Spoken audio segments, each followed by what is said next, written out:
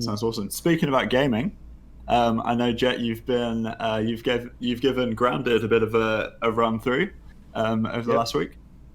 Let's jump over and check out your video for it.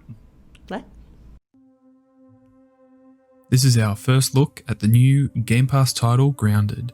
Grounded was announced a couple weeks ago at the Xbox Showcase that showed off a lot of exciting titles that are coming to Game Pass. Grounded is a single or multiplayer game. I played the game in single player, however, Grounded is perfectly suited to playing with friends as you work together to survive the terrors of the hidden world below the grass. You start by choosing your character. There's 4 to choose from, and from what I can see, this is a purely aesthetic choice. You also choose the mode you want to play, including 3 levels of difficulty and a creative mode where you are free to explore and create. The game opens to you waking up in a backyard. The large open world filled with what seems to be like endless grass makes it easy to lose yourself in the world. And lose myself I did on a number of occasions. It's easy to feel immersed in the world, feeling like you really have shrunk down. There are missions that help you to explore the mechanics of the game. However, there is a sense of exploration and trial and error as you have to work out how to complete the missions on your own. One of the main activities you will spend a lot of your time doing is collecting. There is a range of materials you will need to survive and strive in the world. Some materials can be collected just by picking them up off the ground, and others require specialized tools. All of the materials you collect will fuel your crafting. There is a range of things to create, from tools that will help you collect more resources or survive, to building components that will help you build your ultimate tiny base. I discovered how important crafting was the first time I went into a cave. I nearly died when things were attacking me, but I couldn't see where they were coming from. When I worked out how to craft a torch, it was a very different story for the bugs. Crafting and collecting items is very important as you fight for survival.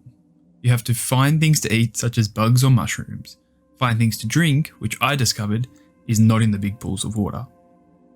While you're trying to keep yourself healthy, there are nasty bugs out there that want to change that. Lawn mites hang out in groups and will jump and attack you, but are easily defeated with some good timing. Spiders are the real nasties out there. For all the arachnophobes out there, creators have already thought of you and have an option to make those rather large spiders less menacing. Spiders are huge, fast, and extremely dangerous. I'd recommend not going near them or attacking them in the beginning, as I found that out the hard way. Grounded is a giant sandbox that puts you in a world that I've only really seen in movies. The immersive gameplay gives you plenty of things to interact with and goals to try and achieve, whether that is completing the main storyline of attempting to work out why you are so small, building the ultimate base, or becoming the king of the bugs. Grounded is a game you can play for hours on end by yourself or with your friends.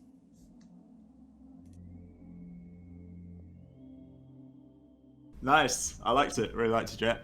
What did you think? If you had to give it like a out of 10, what would you go for? Out of 10. So I'll start by saying it's not the normal game that I would play. I'm normally a different sort of gamer. I'm not normally as collaborative, but like I was lost in it. When I started playing it, I was lost, and I could see, like, I wanted to go call everyone and be like, you need to jump on. I want to play this, and I need you to be here. Just to add that extra dimension. So as like a multiplayer, especially like now where everyone's at home, it's got to be up there as like, I'm going to say 8 because they've got room, but they can do more stuff, and I cannot wait for the more stuff. If you're into that sort of multiplayer, it's a phenomenal game. If you're into Minecraft or Sea of Thieves with that collaborative sense, awesome game. You're absolutely going to love it. Yeah, because that was probably the first thing that stuck out to me. Was it was like a real immersive world. You know, like I guess because you're this big and you're running around in the grass, like, you know, it's really gonna kind of draw you in. And the developers did a great job of making it feel massive. Like, I never found the edge of anything. I just kept running. And the thing is because you're in grass, which you don't really think about, but of course everywhere looks the same. Yeah. Because it's all just the same grass. And so, like, the amount of times I got lost, and I have no idea where I'm going. I'm just going to have to walk around in circles until I finally find my way back.